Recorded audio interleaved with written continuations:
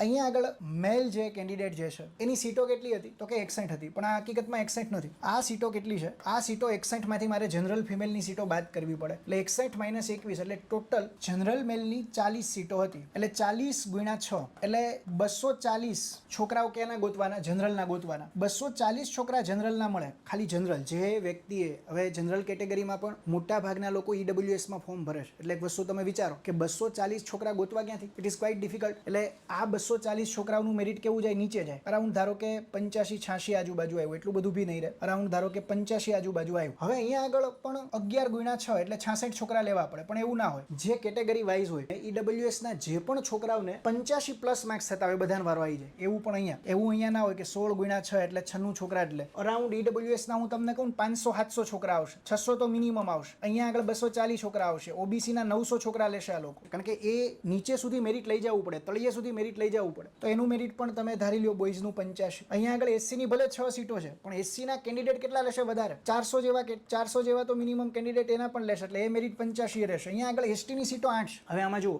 8 સીટોમાંથી મારે બાદ, આ તો હકીકતમાં બાદ કરવી પડે, 11 માંથી 4 ફિમેલની બાદ કરવી પડે, પણ અહીંયા આગળ જનરલની સીટો વધારે હોવાથી મેરિટ કેવું રહે? નીચું રહે. અહીંયા આગળ મેરિટ બનવાની જે પ્રક્રિયા જે છે આખી ડિફરન્ટ હોય. જે રેવન્યુ તલાટીમાં કે ગૌણ સેવામાં મેરિટ બને એ રીતે નથી બનતું. તો 240 આ 600 આ 900 છોકરા આ લે.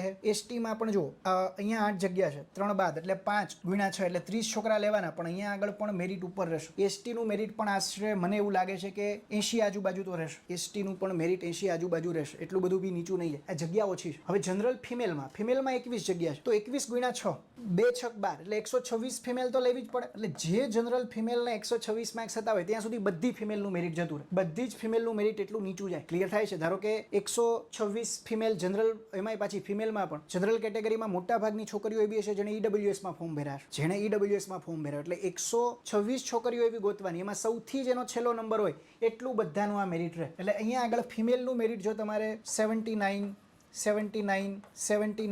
અહીંયા આગળ પણ 79, STમાં પણ એટલું જ 78 આજુબાજુ રહેશે, કારણ કે સીટો બહુ ઓછી છે, 3 જ સીટો છે ST ની. એટલે 3 6 18 છોકરીઓ જ લેવાની થાય ST. તો એટલી તો એવી તો છોકરીઓ હશે કે જેને 78 માર્ક્સ થતા હોય ST ફિમેલમાં બી. તો 85 છોકરાઓનું આ 85 આજુબાજુ રહેશે અને છોકરીઓનું 78-79 બાજુ જે છે એ કટ ઓફ રહી શકે છે. શું કામ એટલું નીચું કટ ઓફ રહ્યું? લાસ્ટ ટાઈમ મેં 105 કીધું હતું DYSO વખતે, ત્યારે પેપર બહુ સરળ હતું, પેપર બહુ ઈઝી હતું. આ વખતે પેપર લાંબુ હતું અને પેપર થોડુંક અઘરું હતું, એટલા માટે નીચે મેરિટ રહેશે. એક સર્વિસમેન કે કોઈ છે તો 9 સીટો તો છે, તો 9 6 54 એટલે 54 એક સર્વિસમેન લેવાના. એટલે એક સર્વિસમેનને જો કોઈને 50 ઉપર માર્ક્સ થતા હોય ને તો વારો આવી જશે. દિવ્યાંગો માટે પણ 50+ માર્ક્સ થતા હોય તો બી વારો આવી જશે. આ વાત થઈ જનરલ આપણા જે મેરિટ છે એની.